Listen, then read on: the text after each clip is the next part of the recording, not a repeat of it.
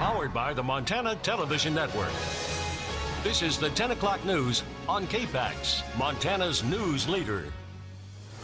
Good evening, I'm Dennis Bragg. And I'm Jill Valley. The new Missoula Elementary School has a new name. It will be named after legendary Montana Congresswoman Jeannette Rankin. MTN's Kent Lutzen was at the meeting tonight when the decision was made, and he tells us how two young people had a big role in that. Kent? That's right, Dennis. Nearly 40 names were submitted to a special committee, and then Missoula school officials narrowed those down to 5 finalists with surveys sent out to Cold Spring households. And winning the title was Jeannette Rankin Elementary School. But the motivation behind this name all started when 2 5th graders realized there was no school in Missoula named after a woman. Russell. Dude. Lewis and Clark. It's 2 dudes. Lowell. Dude. Sealy Swan. Mountains. Now, the school is currently being constructed on Big Fork Road directly across from Maloney Ranch Park in Missoula and will replace Cold Spring Elementary. Ella and Mary are 5th graders and will not be attending Jeannette Rankin Elementary next year, which is when the school is expected to open. However, they did say they did this for future generations. The 2 5th graders were at the meeting tonight and were more than happy when the decision was made. It is unanimous as to all elementary trustees present. She is a really amazing leader for all of us, and she's an example that no matter who thinks that you are less than them, you are really not. This opportunity allows me to, just try to build up more things that allow us to change this world into maybe just something more equaler. Throughout the name selection process, Ella and Mary were the only 2 to stand in front of the Board of Trustees to make a public comment on this issue. Jill, Dennis.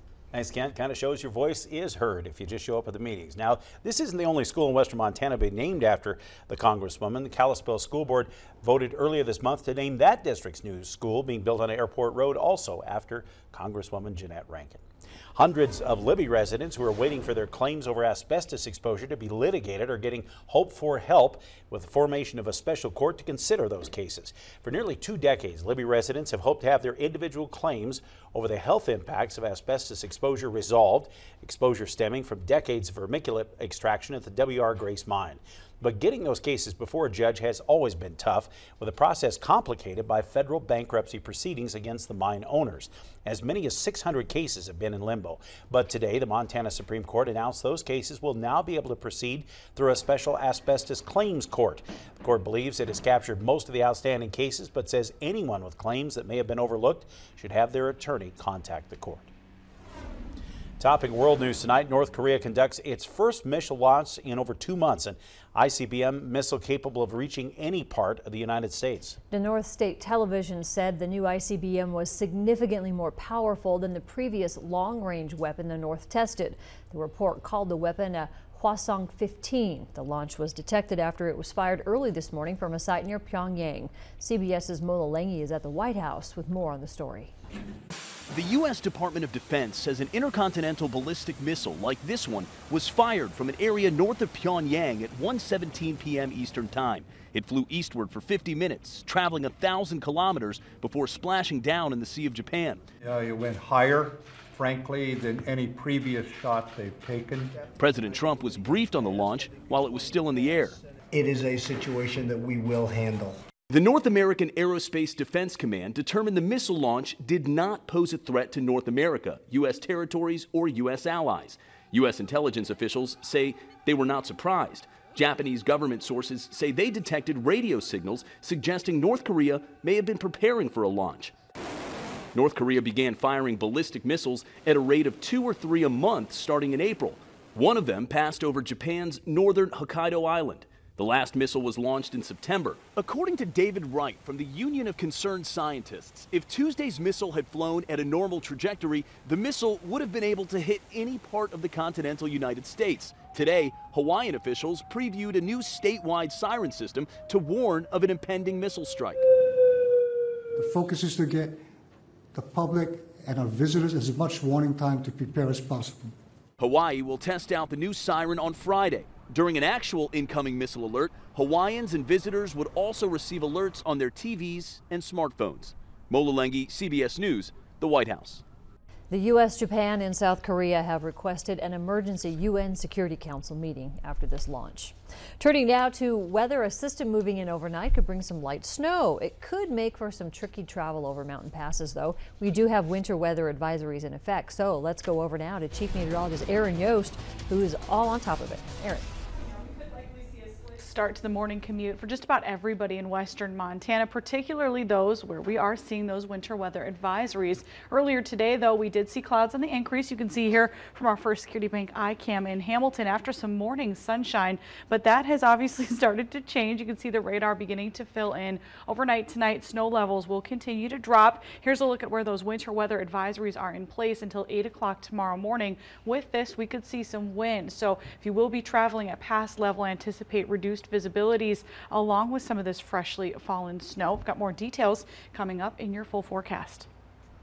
While there are a growing amount of grizzlies in the northern Rockies, there's also a growing debate over whether the time has come to remove them from federal protection.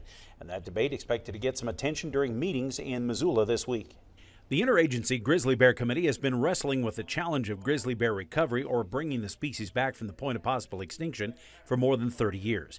But now, with the numbers of the big bears climbing into the thousands across the region, the scientists and biologists have been working toward the day when the grizzlies are no longer considered a threatened species. A major milestone was passed when the IJBC recommended delisting of the grizzlies in the greater Yellowstone ecosystem several months ago, a point still being challenged in the courts. But now the discussion is turning to the northern continental divide ecosystem, where bear populations have also been soaring. While many federal and state biologists suggest the time may have come for the NCDE bears to also lose their federal protection, some tribal and conservation groups believe it may be too soon. That delisting the bears living in and around Glacier National Park and the Bob Marshall Wilderness could threaten their survival. Those conflicting views will get some attention this week as the NCDE's Ecosystem Subcommittee meets Wednesday in Missoula. While no formal proposals are on the table, this week's meetings could set the stage for a broader discussion by the IJBC's Executive Committee during their annual meeting in Missoula next month. While we're not expecting any specific action, it's clear the debate over the ultimate management for the northern grizzlies is moving forward. That meeting is scheduled to last most of the day at Missoula's Doubletree Inn. If you get pulled over while riding your bike without the lights on at night, you could get more than a traffic citation. MTN's Augusta McDonald has more on an annual city police campaign to promote bike safety at night. Montana law says you need a light on the front and back of your bike. If you break that law in Missoula, you might get more than just a ticket. We have a lot of wrecks with bikes at night, and almost always it's a vision issue. You know, the people can't see the bicyclists. Police officers on patrol now have 150 light sets to hand out as they see people biking without quality lights at night. So you can hook them around basically any part of the bicycle that you want to. Obviously, white one goes on the front, probably around the handlebars, and the back one probably on the seat post or someplace else on the back of the bicycle. Missoula Mayor John Engen started the campaign in 2006 after a young person was killed while riding their bike at night at the intersection of Beckwith and Higgins Avenues. The city of Missoula wants to remind cyclists to be safe and be seen. Reporting in Missoula, I'm Augusta McDonald for MTN News. Now keep in mind these lights will only be given out by police officers on shift. You can't stop by City Hall or the police department to pick them up. Well, here's good news. You can keep all your 406 gear. The state won't have to add a new area code until at least the year 2031. There were concerns Montana would run out of available 406 numbers in 2 years, but then the State Public Service Commission required telephone providers to make more of their unused numbers available. PSC Chairman Brad Johnson says the 406 is part of our state's identity. We take a lot of pride in being known as Big Sky Country, and we take a lot of pride in the fact that an awful lot of folks around the country know that if you're talking 406, you're talking Montana. Johnson says the PSC will keep looking for other ways to extend the 406 area code over the coming years, because we all have 406 shirts and necklaces. I'm really happy with that, because you and I both lived in Washington when they started to parcel that up, and it's just so confusing. And you don't know where people are living when you change the numbers. It's a sense of identity. Coming up, Aaron lets us know which areas of the 406 will see some light snow tonight, and has the latest on winter weather advisories. Plus, a Montana woman stitched a tree skirt for the U.S. Capitol Christmas tree with inspiration from her home state. We'll have the story behind the design next on KPAX.